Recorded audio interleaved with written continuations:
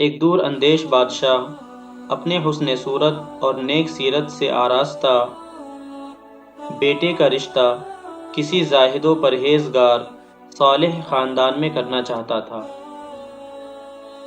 بادشاہ نے جب یہ بات شہزادے کی ماں سے کی تو اس نے بادشاہ سے کہا کہ آپ صالحیت و تقوی کو تو دیکھ رہے ہیں، لیکن آپ کے مقابلے میں باعتبار عزت و مال کے وہ خاندان کم ہے۔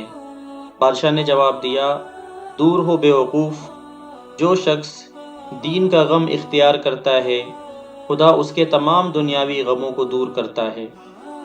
اس طرح بادشاہ نے شہزادے کی شادی صالح خاندان میں کر دی۔ شادی کو کافی عرصہ گزر گیا لیکن شہزادے کو کوئی اولاد نہ ہوئی۔ بادشاہ کو فکر لاحق ہو گئی کہ کیا بات ہو سکتی ہے۔ شہزادے کی بیوی بہت خوبرو اور حسین و جمیل تھی، لیکن اولاد کیوں نہیں ہو رہی ہے؟ بادشاہ نے اپنے مشیروں کو جمع کیا اور خفیہ طور پر اس مسئلے پر بات کی۔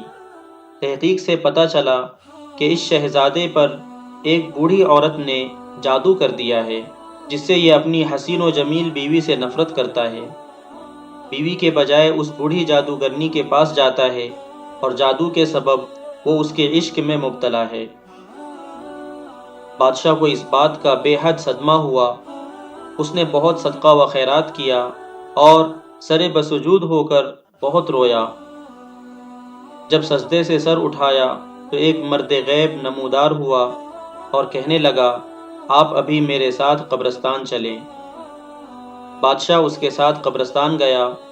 انہوں نے ایک پرانی قبر کھودی، اس میں سے ایک بال نکالا جس میں جادو کے ذریعے 100 گرہیں لگائی گئی تھی۔ اس مرد غیبی نے ایک ایک گرہ کو دم کر کے کھولنا شروع کر دیا۔ ادھر شہزادہ صحت یاب ہوتا گیا۔ آخری گرہ کھلتے ہی شہزادہ اس بوڑھی جادوگرنی کے عشق سے نجات پا گیا اور اس کی آنکھوں کی نظر بندی بھی جاتی رہی اور اسے اپنی حسین و جمیل بیوی اور جادوگرنی کا فرق پتہ چل گیا۔ پھر جب شہزادہ اس بوڑھی عورت کے پاس گیا تو اسے دیکھ کر اس کو نفرت و کراہت محسوس ہوئی۔ وہ اپنی عقل پر حیرت کرتا رہا۔ جب اس نے اپنی بیوی کو دیکھا، اس کا حسین چہرہ مثل چاند دیکھ کر بے ہوش ہو گیا۔ جب اسے ہوش آیا تو اللہ کا شکر ادا کیا کہ جس نے مجھے اس سحر انگیزی سے نجات دی۔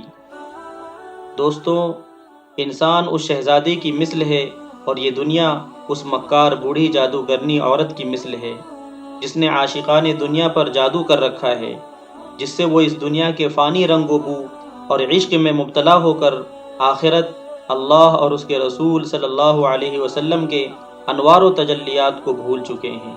دوستوں، چلتے چلتے ایک آخری بات عرض کرتا چلوں کہ اگر کوئی ایسی نایاب ویڈیو، قول، واقعہ، کہانی یا تحریر وغیرہ اچھی لگے تو سننے کے بعد مزید تھوڑی سی زحمت فرما کر اپنے دوستوں سے بھی شیئر کر لیا کیجیے۔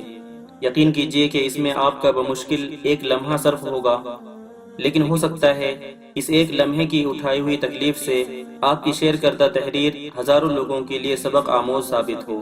جزاک اللہ خیرا کثیرا۔